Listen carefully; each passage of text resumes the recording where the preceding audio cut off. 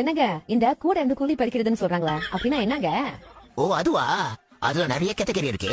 வேணும்னா நான் உனக்கு ஒரு 3 எக்ஸாம்பிள் சொல்றேன். சொல்லுங்க சொல்லுங்க. ஒண்ணு நம்ம கூட ஒர்க் பண்றவங்க ஆபீஸ்லயோ ஃபேக்டரிலயோ நம்ம கூட நல்லா பேசிட்டு இருப்பாங்க. அங்கிட்டு நம்மளுக்கே தெரியாம மேனேஜர் கிட்டயோ பாஸ் கிட்டயோ போய் போட்டு கொடுப்பாங்க நம்மளை பத்தி. அப்புறம் ரெண்டாவது எல்லாத்துக்கும் தெரிஞ்சதா கூட உள்ள ஃப்ரெண்ட்ஸ் நம்ம சைட் அடிக்கிற ஆளுன்னு தெரிஞ்சு நம்மளுக்கே தெரியாம நம்மளுக்கு பின்னாடி இருந்து அவங்க சைட் அடிப்பாங்க. அப்புறம் அவங்களுக்கு உதவினா நம்ம ஓடி தாங்கன போய் நிப்போம். நம்மளுக்கு ஒண்ணுன்னா அவங்க எடுப்பாங்க பிடி உஷா மாதிரி ஒரு ஓட்டத்தை.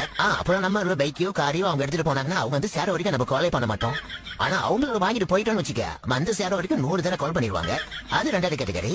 அப்புறம் மூணாவது நமக்கே ஒரு காதலி இருக்கும். ஆனா வேற ஒருத்தரோட காதலியை பார்த்துட்டு ஐயோ அழகா இருக்கல செமையா இருக்குன்னு யோசிக்கிறது. அப்புறம் காதலி கூட நடந்து போகும்போது எதிர்த்தாப்புல ஏதாவது ஒரு புள்ள தலுக்கு புழுக்குன்னு நடந்து வந்துச்சுன்னு வச்சுக்க, அது கிராஸ் பண்ணதுக்கு அப்புறம் அதை பின்னாடி திரும்பி பார்க்கல அவங்க உலகமே அந்த நிமிஷத்துல அழிஞ்சிடும். அப்புறம் ஆல்ரெடி நம்மளுக்கு பாய் ஃப்ரெண்ட் இருக்கும்.